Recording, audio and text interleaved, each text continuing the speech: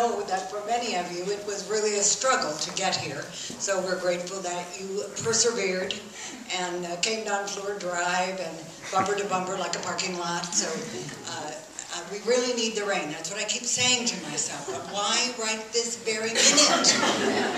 A little earlier, a little later might have been a bit better, but I guess we don't get to choose. I want to say a couple of more words about the first African-American woman legislator in the state of Iowa. When Willie Glanton decided that she would run to be a state legislator, I was 19 years old. And I was the president of the Polk County Young Democrats.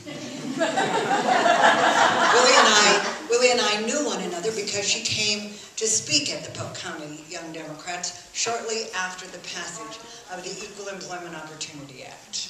And we were invaded by the White Citizens Council. And your mother was, honest to God, she was so gracious to these crazy people. She treated them with extraordinary courtesy, despite the fact that they were saying these outrageous, racist things. It was something that I admired at the time, and I continue to this day to wonder at the enormous self-possession that it took for her to handle that. So when she said she was going to run for the legislature, I said, good, I'll run your campaign. and so all we can remember at this moment, at least all I can remember, is just the two of us. I'm sure other people must have been involved. And I cannot tell you how surprised we were to win.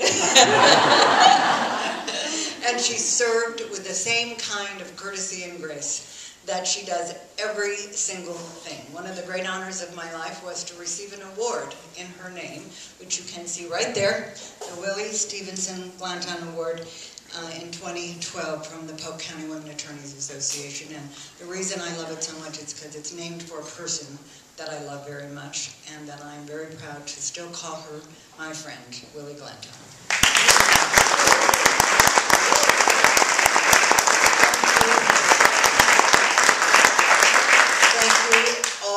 For coming, and now I would like to introduce to you another one of my friends. Almost all of you have been introduced. If anybody has not been introduced,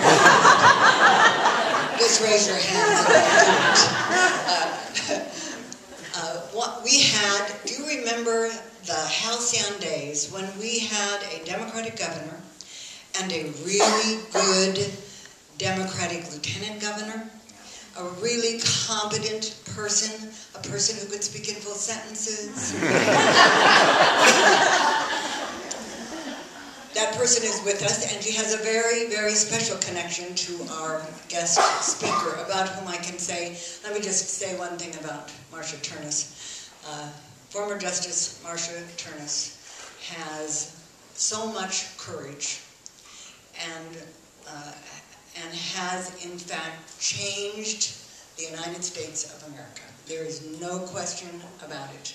It was the Iowa Supreme Court that was the first state in the Middle West to say you cannot discriminate on the basis of sexual orientation, so cut it out.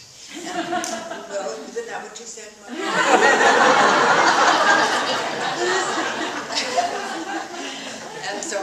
And then, as a result of that, you all know what happened. It still gives me a lot of pain to think about it. But we were so stupid because the lawyers in Iowa, because we never had to face anything like this. We didn't know what to do. Then we lost 3 wonderful justices, and so we learned.